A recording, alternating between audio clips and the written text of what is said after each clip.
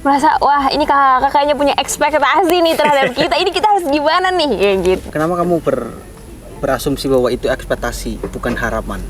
Wah kayaknya orang-orang teater nih seru gitu loh dilihat daripada saat pertunjukan. Terus aku merasanya kayak ih seru nih. Terus teman-temannya juga seru banget nih gitu kan. Nah setelah masuk, mau juga nyobain. Gitu. Kenapa yang jadi narasumber saya ya? Ini kenapa yang jadi narasumber saya? Kembali lagi kita itu sadar diri bahwasanya kita berkesinambungan itu dengan kesenian. Dan kesenian itu kan nggak cuma di pementasan teater atau pementasan drama ya. Selamat malam kawan-kawan semua, selamat datang kembali di podcast Teater Banyu Biru yang ke-17. Semoga kita tetap konsisten buat intens bikin konten ini karena ada banyak hal yang perlu kita tanya, ada banyak hal yang perlu kita belajar sama narasumber-narasumber kita kali ini. Termasuk sekarang. Coba Mas, takon arane siapa di situ? Mbaknya namanya siapa Mbak? Nama saya Alivia. Oke, narasumbernya Mbak Alivia berarti ya. Enggak dong, sebelah saya dong narasumbernya. Ya, kali ini kita bersama Mas Andi Ahoy sebagai pembina teater Banyu Biru yang ke berapa tahun Mas? Yang ke berapa tahun itu udah banyak sekali tuh tahunnya itu. Yang kedua mau ketiga berarti. Yang kedua, sungguh sangat setengah abad. Oh iya benar. Oh, sedurung masuk pertanyaan, menurut Mbak Alivia, apakah konten ini perlu kita konsistenkan? Perlu dong, perlu untuk kedepannya pasti tetap ada kan biar budayanya terus ada ceritanya. Nice. Pertanyaan pertama, apa yang Anda rasakan sebagai pembina teater? Yang dirasakan sebagai pembina teater ya, kebetulan sih dulu saya juga aktif berteater pas waktu kuliah. Akhirnya ya flashback. Oh ternyata dulu itu asik ya berteater ya. Cuman posisinya beda. Kalau waktu dulu kan sebagai mahasiswa. Ya. Sekarang sudah mungkin ranahnya udah berbeda. Ya jadi have fun aja sih, santai-santai aja sih. Bahkan secara interaksi pun budayanya beda ya Mas? Beda. Beda gimana tuh? Maksudnya kira-kira perbedaan komunikasinya yang sangat amat terasa tuh gimana Mas? Sebelum dan sesudah COVID-nya itu? Nah. Kalau sebelum COVID sih cara berinteraksi dengan komunitas ya kan. Kayak misalkan nih, kalau misalkan dulu yang tak ranapin itu kan kalau misalkan dari teman komunitas lain ada acara hanya sebatas pamflet aja nih. Kita datang selagi kita masih bisa datang, kita datang. Selagi kita masih bisa jangkau, kita jangkau. Bahkan tanpa ada undangan resmi. Tanpa ada undangan resmi kita datang. Karena ya memang kita menjalin silaturahmi, kita belajar kesenian bareng di situ. Karena memang kan belajar kesenian kan nggak harus belajar dengan salah satu orang, itu enggak. Jadi kalau misalkan kita itu mau belajar kesenian, kita mau belajar budaya itu dengan menonton budaya atau pementasan orang lain pun itu juga menjadi buat pembelajaran buat kita sendiri kayak gitu kan. Gitu. Kalau yang sekarang itu memang harus ada undangan resmi dulu. Nah, perbedaannya itu kalau misalkan yang sekarang itu harus ada undangan, ya kan? Resmi Ya, ada undangannya enggak nih? Pamfletnya ada enggak nih? Aduh nemen duitnya sekan dia. Nah, dulu itu kita patungan. Kita itu patungan dulu. Kita itu ada patungan. Nih, misalkan ada pentas kita di Tegal, ada pentas di Purwokerto, ya kan? Kayak cuma mangkat apa kek? Budaya solidnya ada banget. Banyak. Budaya solidnya kental banget.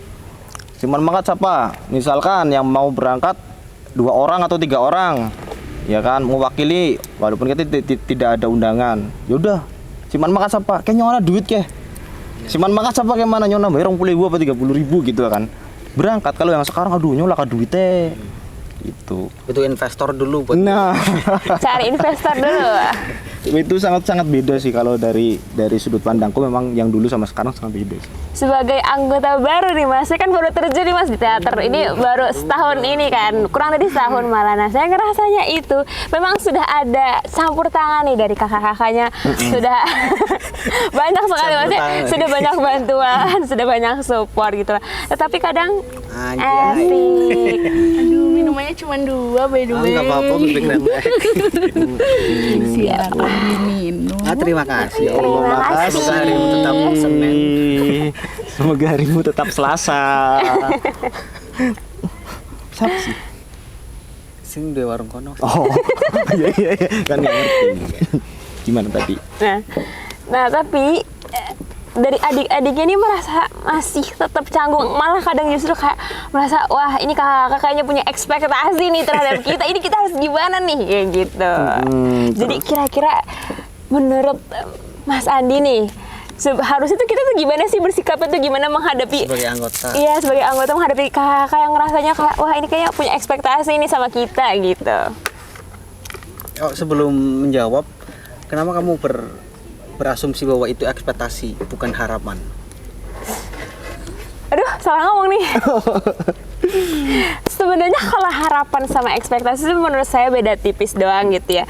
Tujuannya sama, tetapi pemaknaannya yang beda gitu. Karena menurut saya kenapa masih dikatakan ekspektasi, ketika kalau menurut saya harapan itu ketika antara satu sama lain itu memiliki tujuan yang sama. Yes.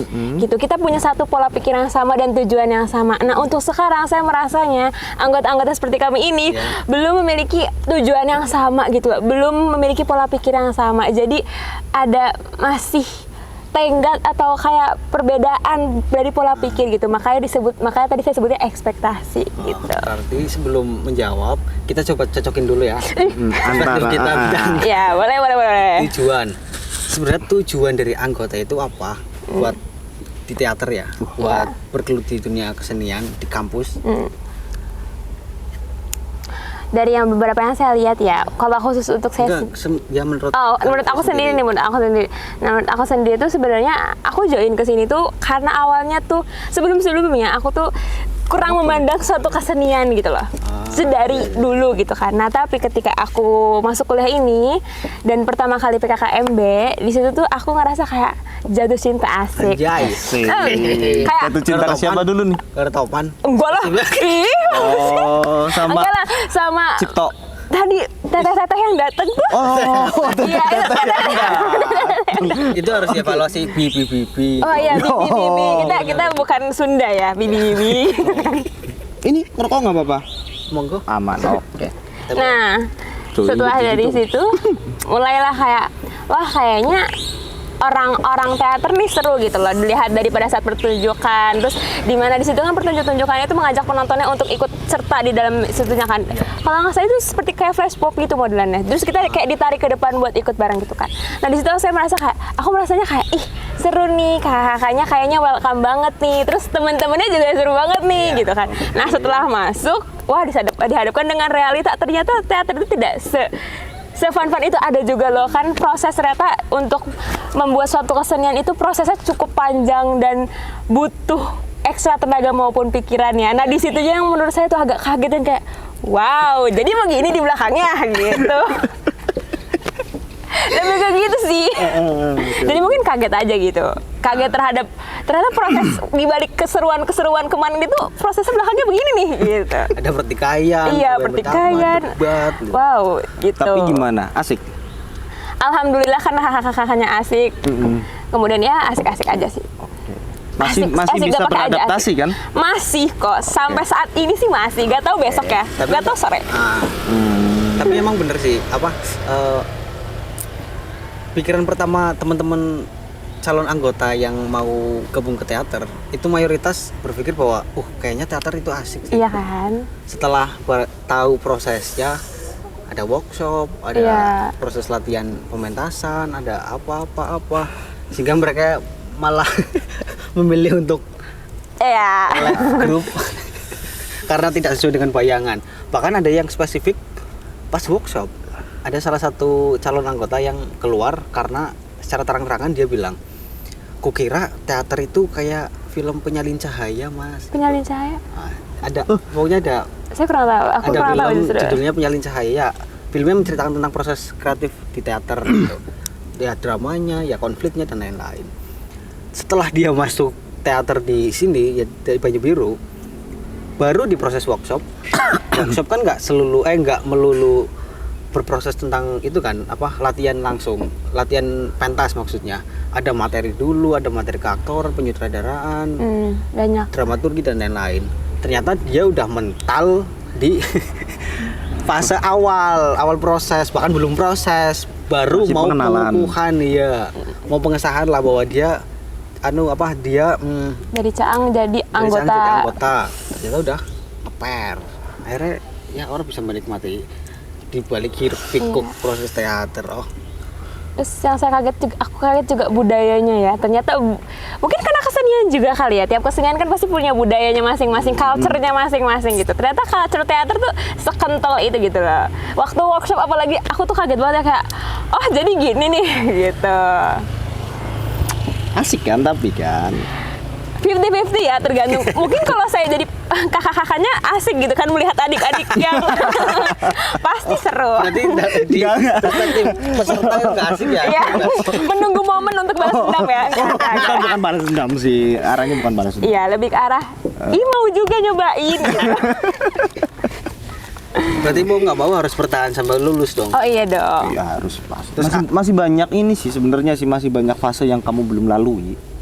Ya, Pak, baru juga Masih join banyak kan. fase. Baru juga nyemplungnya sebetis nih. Nah, Kami balik pertanyaan Miki Maning, nggak meluruskan persepsi.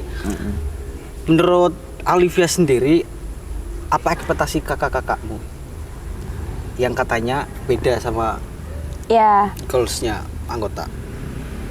sebenarnya ya ini kan di sini masih ada perbedaan cara pikirnya gitu kan. Menurut aku nih yang paling deketnya dulu deh contohnya ya mengenai kemarin kan kita udah sempet rapat kerja lah ya. Di situ juga ternyata agenda teater itu banyak, ada mulai studi pentas, peksimida gitu. Nah mungkin dalam waktu dekatnya itu yang diharapkannya ini adalah studi pentas ya.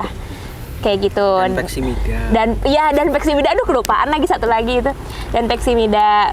Jadi target utamanya itu dulu deh. Dan aku melihatnya belum ada calon-calon nih untuk peksimida dan begitu. Jadi mungkin ekspektasinya yang terdekat itu dulu sih. Ada perwakilan kayak gitu dan sukarelaan kayak gitu. Enggak, maksudnya perspektif antara anggota sama kakaknya. Oh, yang Kakaknya beda nih. gedenya, Kalau menurut aku ya, mungkin anggota-anggota ini tuh merasanya kayak ya wis selama menuntaskan kewajiban, contohnya kita kan ada kewajiban pentas produksi, studi pentas, selama kita telah ngelakuin hal itu ya udah gitu loh, gugur kewajiban. Kalau harapan kakak kan dikembangkan lagi nih, misal abis studi pentas nih. Nah, kami berharapnya kalau bisa setelah studi pentas teman-teman ini bisa belajar di studi pentas ini untuk buat ini dikembangkan lagi jadi ini kayak gitulah. Gak hanya ilmunya tuh cuma di situ-situ saja gitulah. Tapi kalau misalnya untuk anggota sendiri ngerasanya kayak ya wis yang penting udah ngelakuin ya sudah gitu. Kalau kakaknya merasa kayak harusnya ini dikembangin lagi gitu kan. Kerasanya gitu. Dan kan misal kadang pun kita, kenapa yang jadi narasumber saya ya? Ini kenapa yang jadi narasumber saya ya? Aduh. Ini tolong digeser topiknya. Enggak, kita kan lagi menyamakan persepsi dulu. Iya benar. Gimana Mas Andi sebagai pegiat teater yang dulu? Iya. Apakah perspektif itu ada di teman-teman yang dulu atau cuma ada di generasi sekarang, yaitu pra-Covid? Sama sih sebenarnya, kalau misalkan di dulu sama sekarang itu sama awalnya juga saya juga seperti itu, Mbak. Cuman kan ya itu tadi, setelah pentas yang saya rasakan itu saya pengen pentas lagi. Karena apa? Yaitu Acuannya tadi. apa ya? Hah? Acuannya apa? Acuannya memang yang pertama itu Merasa kurang. bukan merasa kurang, tapi lebih Nah, ternyata pentas itu seperti ini. Ternyata pentas itu seperti ini. Seperti Jadi, ini dalam arti gini, ada proses. Memang serunya tuh sebenarnya di prosesnya. Serunya tuh kalau misalkan mementasan teater itu yang paling ya semangat sebenarnya bocor semangat kan. enggak prosesnya. Prosesnya bener. Nek menurutku itu di generasi lama sih menurutku ya. Generasi lama sebelum Zaman Covid. Ya enggak, sebelum Covid itu pementasan teater itu paling asik di ininya. Kirangin banyu. Paling berkesannya itu lebih ke arah prosesnya gitu. Proses, setelah proses kita pementasan. Ya kan? Itu asik karena apa? Statementnya dari teman-teman itu ketika kita proses itu kita ada pementasan. Ya kan? Setelah pementasan kita itu butuh pentas lagi. Ya. Karena itu tadi nggak tahu kenapa alasannya kenapa itu memang setelah kita pentas itu kita pengen pentas lagi. Nagih gitu perasaannya. Lagi, bener. Mungkin sama. Walaupun itu untuk pementasannya itu beda, dalam arti bedanya itu yang dulunya saya dari aktor itu kita rolling, aku pengen jadi artistik. Ya kan, aku pengen jadi artistik. Setelah pengen jadi artistik, aku pengen jadi ini, pengen jadi itu. Aku itu dulu itu pernah ikut proses, Mbak. Pernah ikut proses itu ya itu tadi, pertama ada workshop. Setelah workshop ada pelantikan, setelah pelantikan itu ada studi pentas. Setelah studi pentas itu ada pentas produksi. Ya. Nah, pentas produksi itu malah teman-temanku itu satu angkatan tuh berlomba-lomba pengen jadi aktor. Pengen jadi aktor. Asik karena prosesnya tuh asik. Gitu. Nah, setelah itu dulu zaman dulu berarti setelah pentas produksi itu ada bukan pentas, malah kita ada proker lagi pembuatan pembuatan antologi puisi. Pembuatan antologi puisi. Itu kan walaupun pembuatan antologi puisi itu kan di luar proses pementasan. Enggak, proses pementasan teater. Cuman itu tadi kita kembali lagi kita itu sadar diri bahwasanya kita berkesinambungan itu dengan kesenian. Dan kesenian itu kan enggak cuma di pementasan teater atau pementasan drama ya. Nah, itu ada sastra, ada musik, ada seni rupa sama yang lain-lain. Kita akhirnya mau nggak mau kita harus belajar, dan kita memang harus belajar itu memang ya asik, di situnya asik. Jadi nggak selalu mentok di ketika sudah pementasan teater kita selesai. Ya wis pensiun dini. Pensiun dini. Pensiun dini. Itu enggak. Kita itu teman-teman zaman dulu itu Zaman dahulu kayak. memang zaman sebelum Zaman Covid. purba. Oke. Teman-teman zaman sebelum Covid lebih asik ya. Anjay. Itu seperti itu. Sebulan baru. Soalnya awal kali aku pentas kan studi pentas kan 2018. Pentas pertama kebetulan aku jadi aktor. Terus ngerasa nggak puas sama Pementasanmu sendiri. pementasan pertamaku. Yang pada akhirnya ke-trigger buat terus belajar sampai akhirnya nggak spesifik ke keaktoran tok ya, anak nyoba lighting lah, artistik, sutradara dan lain-lain gitu. Karena kerasa teater tuh bikin ruang kita buat tumbuh kembang. Jadi agak sayang ya kalau misalkan kita terlalu spesifik pengen cari ilmu di satu bidang aja gitu. Makanya kayak misalkan kita coba ada proses bernaskah kan meliputi reading dan dramatic reading kan, dan di situ kan ada keilmuan cara kita membedah bisa dengan sastranya, bisa dengan psikoanalisisnya, bisa dengan filsafatnya kan, dan referensinya pun matok di beberapa bidang keilmuan gitu. Yang jadi kayaknya terlalu sayang deh kalau misalkan kita teateran cuma buat jaga tiketing atau nyapu para pentas di LC gitu sih. Karena memang harapan kita kan banyak ya kalau misalkan mempunyai keputusan buat berorganisasi. Ya. Yang akhirnya terlalu sayang lah kalau misal cuma matok di 1-2 bidang aja gitu. Tapi kalau misalkan tadi tak bahas ya, menanggapin kamu, harapannya kamu itu apa sih Di teater? Ya. Apa tuh? Kamu kan di tengah-tengah masa nih. Apa ya Mas? Sebenarnya aku nggak ada harapan sih. Ada dong. Adanya kamu sampai sekarang itu kan berarti kan ada harapannya. Enggak, karena bertahan juga itu apa? Iya. Kenapa? Kenapa sampai sekarang aku bertahan ya karena murni aku ngerasa teater jadi ruang aku buat tumbuh kembang. Balik lagi. Aku dapat banyak di teater. Aku dapat ya input banyak lah. Ya dari segi link atau mindset, pertemanan dan lain-lain. Makanya terlalu sayang kalau misalkan aku dengan semena-mena melepas itu ruang ini gitu. Ada pertanyaan mana? Aku ada. Gantian sih mana. Nggak apa-apa sih ya kan. Kan tadi Kita kan sharing bersama nah, nih. betul. Oke.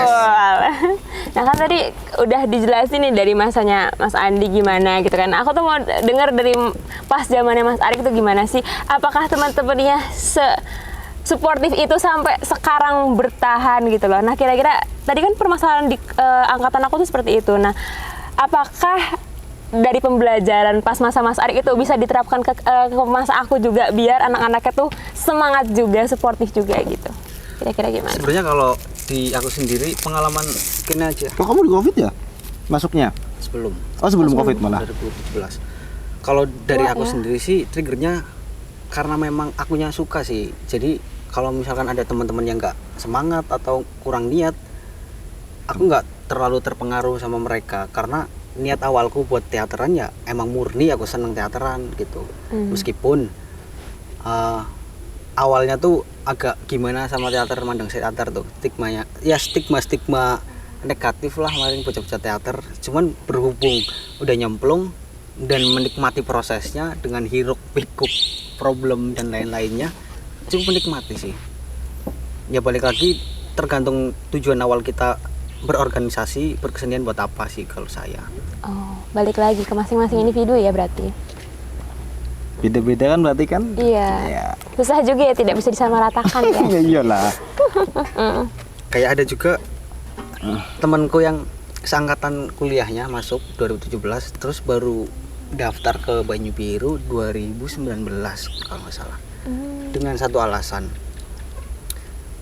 pengen nggak malu Dan nggak malu? ya, pengen apa ya, pengen percaya diri di publik, Bisa speak up bisa ya bisa ngobrol, bisa interaksi gitu, pengen ngelepas rasa canggung gitu. Dan ternyata di teater memfasilitasi itu ternyata kan. secara tidak langsung. Secara tidak langsung dengan gimana cara kita jadi aktor atau berdiskusi dan lain-lain. Karena kan ibaratnya kayak malam keakraban kita kan hampir setiap hari kan. Bukan kayak Tiap malam ya. bukan kayak apa prodi-prodi yang lain. Kalau ada satu malam keakraban berarti malam selanjutnya nggak akrab nggak apa-apa. Oke. Kita berarti setiap hari ya memang setiap hari sih ya. Oke, kumpul setiap Soalnya hari ya juga. balik lagi ke prinsip ADART kita ya, bahwa Banyu Biru berdiri dalam naungan dan interaksinya dalam naungan kekeluargaan. Jadi pure kita nggak pengen jadi teman organisasi aja. Bisa jadi teman main, teman bisnis dan lain-lain. Makanya kalau misalkan Alivia lihat alumni-alumni yang sekarang tuh mayoritas masih main, Iya. entah kayak itu ke rumah atau ke coffee shop atau kemana. Sampai saya bosen loh, dia itu sering ke rumah malah. Iya. Saya bosen banget Sampai ya. bosen iya. Padahal itu lebih akrab. Udah akrab. Terus tapi sering dolan mari ngomah, wis ngrepoti. Iya. Kita kan aku kan sama Mas Andi beda generasi juga kan. Dia 2014, aku 2017. Ya sudah tahun lah. 60 tahun. Tapi aku ngerasa, kenapa aku ngerasa nggak canggung? Karena aku pikir prinsip kita di teateran itu sama gitu.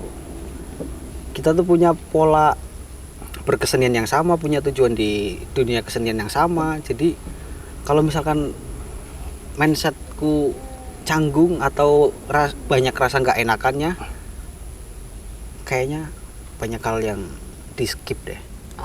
Karena pasti kan seburuk-buruknya orang kan pasti ada yang baiknya kan. Oke. Iya.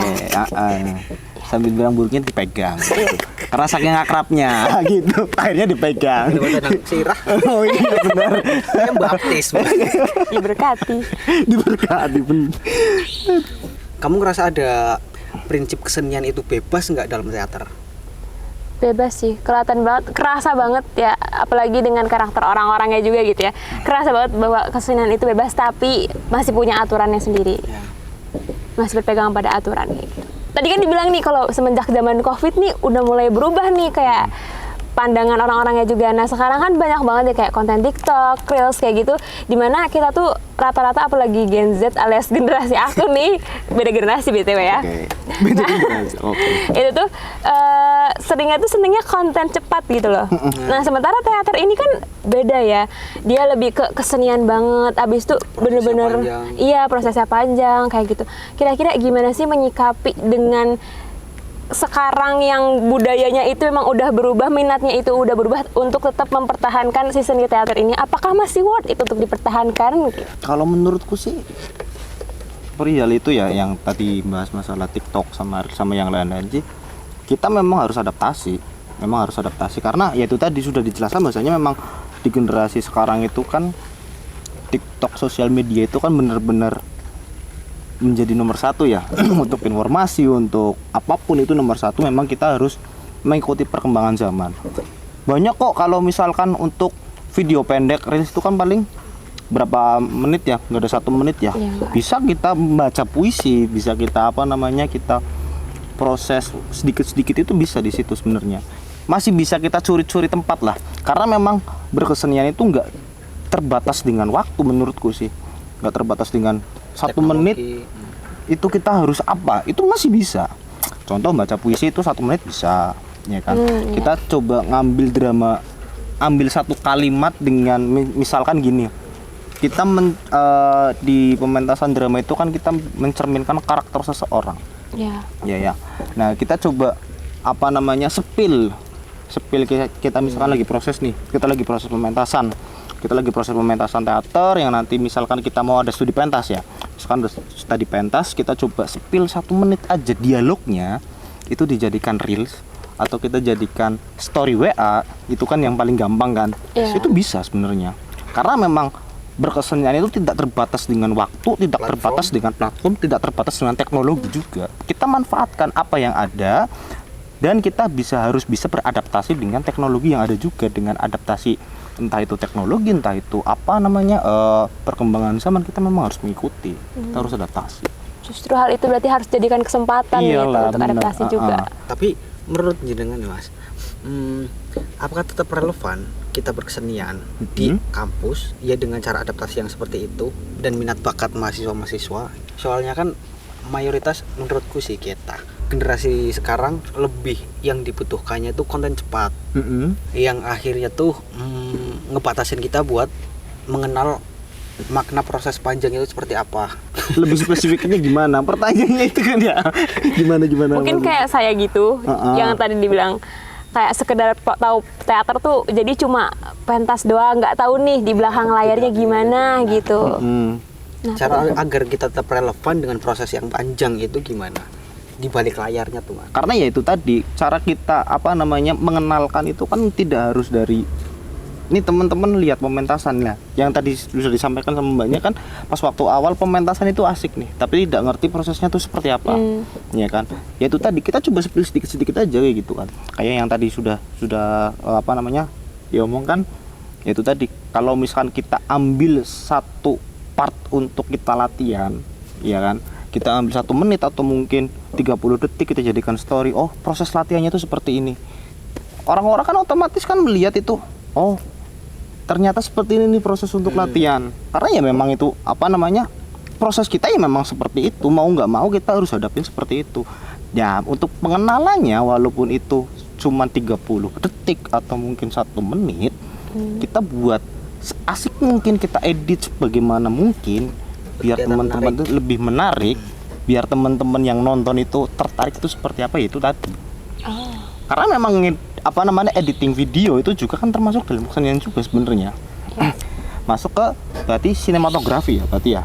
Ini luas. Sastra mesin ada pelajaran. Nah, sastra mesin itu ada itu. Emang ada? Ada. Berarti kamu itu nanti harus masuk fakultas mesin dulu. Oh, kayak dulu. Fakultas psikologi udah bingung. Nah, itu ilmu psikologi juga bisa diterapin kan? Iya, psikoanalisis tadi kan? Iya. Berarti kita tetap nggak munafik sama seleksi alam ya Mas? Enggak. Nah, karena memang setiap masa ada seleksi alamnya juga. Iya. Kan? Dan menurut jenengan kalau proses seleksi alam itu kita spesifik Pak ya, sing perlu disalahkan siapa kayak? Ketika ada anggota yang nggak mampu buat terlibat di proses panjangnya teater gitu. Kalau itu susah menurutku sampai sekarang itu masih belum ada jawaban siapa yang perlu disalahkan. Apakah dari individunya masing-masing atau dari kakak-kakaknya atau dari rumahnya. Yang dimaksud dari rumahnya adalah kenyamanan yang dibuat dari teman-teman itu. Kita satu keluarga, kalau misalkan dari keluarganya itu ada yang tidak ada yang salah satu nggak bikin nyaman kan otomatis pengen cabut, pengen keluar, ya kan? Atau mungkin dari individunya sendiri lah nyungus suara betah, walaupun suasana di rumah itu kan apa namanya nyaman-nyaman saja, asik-asik aja itu kan, ya berarti kan kita kembali lagi. Makanya kalau misalkan ditanya siapa yang perlu disalahkan, sampai saat ini pun saya belum bisa menyalahkan Tapi siapa-siapa menurut gitu. jenengan gitu. Karena menurutku sih kalau misalkan kita membuat satu rumah itu nyaman, pasti di situ yang ada di dalamnya itu bakalan stay di rumah. Walaupun pergi, otomatis bakal balik lagi.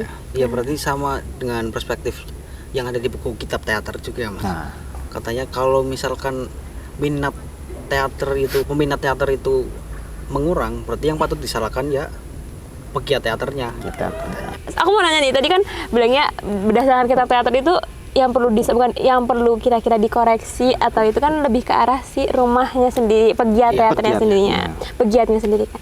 Nah, kira-kira nih Mas, hal apa yang bisa dilakukan untuk saat ini, mengingatkan misal sudah ada nih kelihatan nih kira-kira berarti yang salah di bagian ini ya, kira-kira bentuk pembenarannya, bentuk cara penanganannya itu bagaimana? silakan. Iya. Kalau menurutku ya evaluasi internal dulu, bahwa kita coba bedah satu-satu. Kayak misalkan ada beberapa orang yang memutuskan buat keluar karena nggak nyaman. Coba kita bedah atas dasar apa dia nggak nyaman. Misalkan dari segi interaksinya gimana? Ada yang bilang terlalu intimidatif, atau apa? Ada yang bilang terlalu pendiam mayoritas orang-orangnya, atau terlalu liar-liar orang-orangnya. Ya coba kita evaluasi. Ya kamu kayak kalau misalkan ada Mas Andi sebagai alumni atau anggota, ya kamu Bersifatnya seperti ini. ya baik-baik aja Iya. demi kemaslahatan bersama. Jangan terlalu over gitu. Intinya penanganan pertama yang pasti diskusi internal sih buat evaluasi. Oh, iya. Apa nomor apa tuh? Yakin orang mau nikuru. Terus soalnya mencangkut masyarakat pegiat seni se-Indonesia, Asik. bro.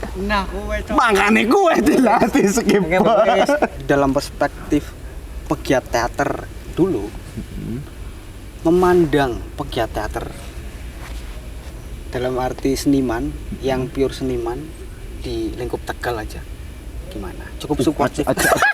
Mau aja spesifik langsung main Tegal. Ente kan kemarin Tegal, nyot aja langsung ke kemarin Kelihatan Tegal. autonom banget ya. Ente aja langsung ngomong spesifik yang Tegal. Nah, Soalnya yang penasaran. Iya, aja langsung nang Tegal sih. Soalnya kan dia udah impact juga kan kok anggota-anggota anyar. aja nang Tegal secara luas.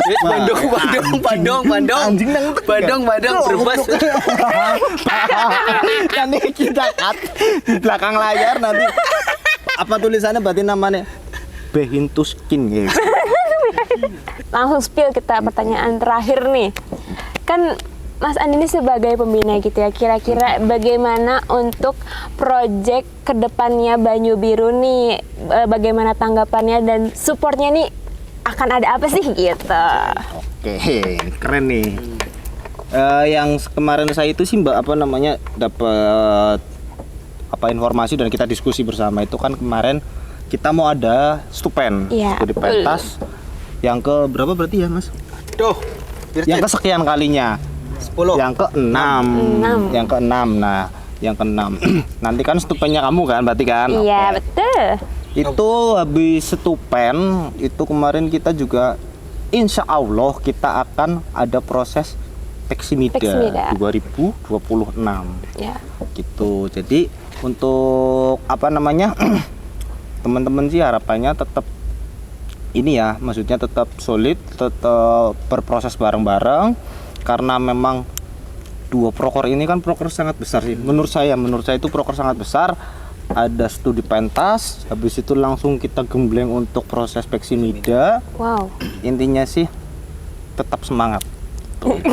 Mas nanti dibantu ya ajakur bisa nek jadi tetap dibantu sih, minta tolong dibantu adik-adiknya. Nanti tetap saya Pantau dari langit. pantau dari langit ya, tetap saya nanti backup. Kalau misalkan memang butuh diskusi atau memang butuh masukan nanti ya kita duduk bersama aja nggak apa-apa. Emang pentasnya kapan? Mbak? Bulan depan. Berarti sekarang bulan apa ya? Maret. Bulan Maret. April. April. April ya? Berarti bulan. Lah, Mei. kok Masnya nggak tahu? Oh, aku kan OKM futsal. Nah, kalau misalnya dari alumni deh, gimana tanggapannya tadi terhadap pertanyaan itu? Yang mana? Untuk proses stupennya, proses proyek selanjutnya. Surya, harapan dari aku sendiri cuma pengen kawan-kawan yang lain tetap numbuhin rasa semangat dan penasaran sama kesenian ini, karena menurutku proses teater itu bukan di usai pementasan selesai, tapi proses kita berkegiatannya bahkan di luar program kerja, yaitu pentas atau produksi dan lain-lain, kayak misalkan interaksi atau PDKT kita waktu nongkrong atau di rumah atau di mana gitu. Oke, untuk malam ini terima kasih. Semoga kita terus terjaga silaturahminya, terjaga interaksinya, tetap terjaga hubungan emosionalnya, dan selalu penasaran dengan ilmu-ilmu yang lain di bidang teater. Mas Andi, closing statement. Ya, penutupnya Mas. Oke, terima kasih untuk malam ini. Silakan dilanjutkan. Terima kasih juga sudah hadir juga Mas Andi dan Mas siapa namanya? Wahyu. Ya Wahyu, Mas Wahyu. Alek naga hitam. Jangan lupa nanti bulan depan kita ada project Stupen dan teman-teman di sini pastinya harus nonton. Nice.